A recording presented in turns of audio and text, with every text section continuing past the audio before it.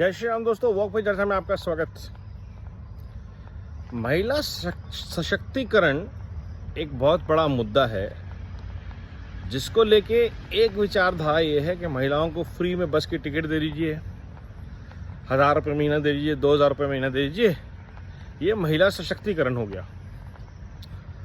और एक महिला सशक्तिकरण है जहाँ पे उनको आप लखपति दीदी बनाने के लिए प्रेरित करते हैं, सपोर्ट करते हैं, बैंक से लोन देते हैं, बिजनेसेस के लिए स्किल करते हैं, ट्रेन करते हैं, ताकि वो आगे और महिलाओं को जागरूक कर सके, अर्नर बना सके, वेल्थ क्रिएटर बना सके। कौन सी सोच बेटर है? तो एक सोच है बैसाखी की, जो वोट बैंक की राजनीति को प्रेरित करती है, वो है चिंदी अलायंस की, चाइना के नाम पे जो इंडी अलायंस है। और दूसरी सोच है सनातन की, जहाँ पे महिलाएं समाज को, देश को, संस्कारों को, संस्कृति को एम्पावर करती आई हैं। महिलाओं को लक्ष्मी, सरस्वती, दुर्गा और अनेक उपाधियां इसलिए दी जाती हैं, सिर्फ पूजा के लिए नहीं, क्योंकि महिलाएं जो वेल्थ क्रिएट करती हैं, महिलाएं जो नॉलेज क्रिएट करती हैं, वो जनरेशन्स तक रहती हैं, क्योंकि वो उस बैटन को आगे पास करती हैं अपनी बेटियों को, अपने बेटों को, अपनी बहुओं को, अपने घर परिवार को। और शायद इसीलिए स्वामी विवेकानंद ने कहा था कि आप मुझे एक महिला देंगे तो मैं आपको पूरा सशक्त समाज दूंगा। और ये सनातन का जो भाव है, वो आज की डेट में अगर आप देखें तो लखपति दीदी, बेटी बचाओ बेटी पढ़ाओ, ये सारे प्रयास इस तरफ ही डेडिकेटेड हैं। और शायद इसीलिए जब महिलाएं सशक्त हो रही हैं, समाज के लिए कुछ अच्छा कर रही हैं, तो देश का एक बहुत बड़ा वर्ग है जो नहीं चाहता कि ऐसा हो,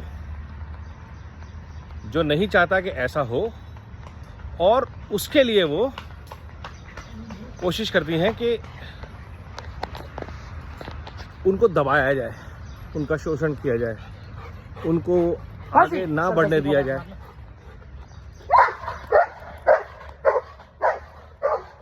ये जो वर्ग है जो उनको दबाता है, उनका शोषण करता है, क्यों?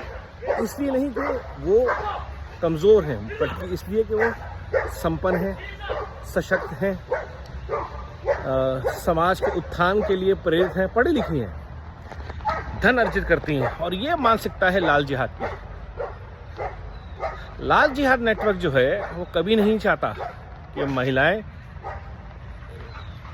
संस्कृति और संस्कारों से जुड़ी हों, पढ़ी लिखी हों, समाज के उत्थान में दुर्गा, लक्ष्मी या सरस्वती का जो उनका एक रोल है, दायित्व है, उसको निभाएं। उनको महिलाएं चाहिए या तो जिहाद करें, अनपढ़ रहें, और या वो लाल सलाम करें।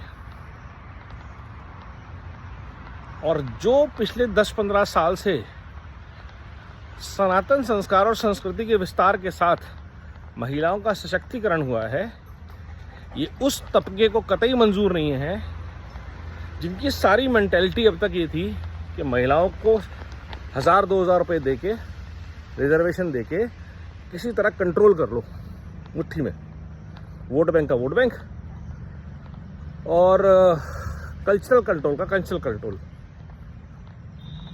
तो ये जो वेस्टर्न इन्फ्लुएंस था, जो इस्लामिक इन्फ्लुएंस था या लाल जिहाद इन्फ्लुएंस था, ये जब ख़त्म होता है तो फिर आती है वॉयलेंट रेजिस्टेंस, जो हमने आरजी कर केस में भी देखा और बाकी सब जगहों पे हम देख रहे हैं। जो लड़कियां पढ़ लिख रही हैं, और सरप्राइजिंगली इसी विचारधारा को सिंबॉलिक रूप से अभी एक पिक्चर आई है स्त्री, उसमें दिखाया गया कि जो एक सरकटा राक्षस है, सरकटा मतलब सर तन से जुदा, दिमाग नहीं है जिसमें, वो उन महिलाओं को टारगेट करता है जो पढ़ी लिखी हैं, कुछ करना चाहती हैं, आगे बढ़ना चाहती हैं, अपने पाँव पे खड़ा होना चाहती हैं।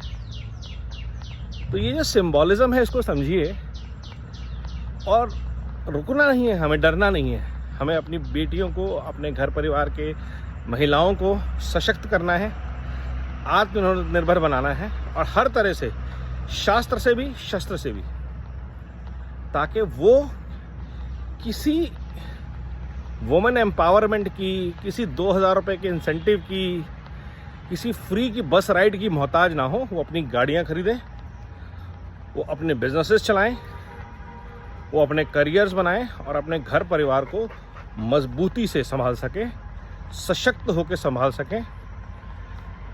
एक बहुत सशक्त भारत के निर्माण में उनका एक महत्वपूर्ण योगदान हो। और ये सिर्फ हो सकता है जब हम महिलाओं को लक्ष्मी, सरस्वती, दुर्गा बनने का मौका दें, as knowledge seekers, as wealth creators, as powerful women. सोचिए। नमो भारत, वंदे मातरम, जय हिंद।